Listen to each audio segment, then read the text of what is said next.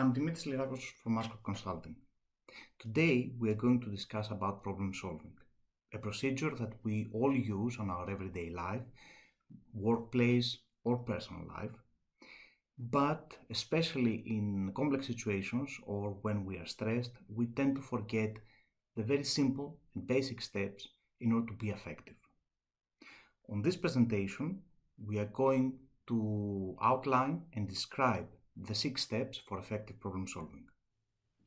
Now, problem solving steps.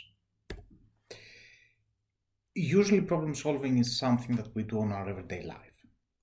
As we said, the problem is when we have to face when we have to solve actually a complex problem or when we are stressed.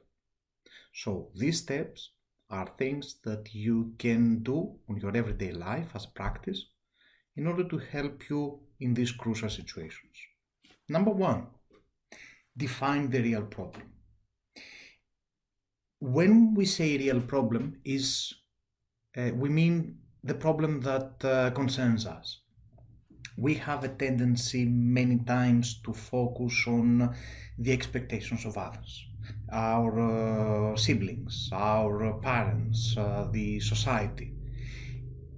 When we are called to define a real problem, is the real problem for us. We do not care about the objective, we care about the subjective. Also, what we can control. If I have a problem with the weather, because today it's raining, I have 3 options. Actually, I have more than 3 options, but I have 3 options that just came to my mind. First, stay at home. Second, take an umbrella. Third, take a raincoat. If I try to change the weather, it's definite that I will fail because I cannot control the weather. So, very important things, define the real problem according to us. What can we control? Second, identify the outcome that you would like. What is that thing or those things that you want to achieve? It's very important to have a destination. If you don't have a destination, you don't know where to go. Based on the outcome that you would like, generate options. And generate options based on what you can control, based on the things that you can use, based on your abilities, based on the time that you have. Sometimes we try and generate options that are beyond our ability, either because they need more time than we have, they need more resources than we have. So it's very important when we generate options, those options to be realistic. Number 4, select an option. And actually here, I made that on purpose because I would like to discuss about it. Do not choose only one option. If you have the ability to select more than one in order to achieve a better result, do so. Number 5, implement that option.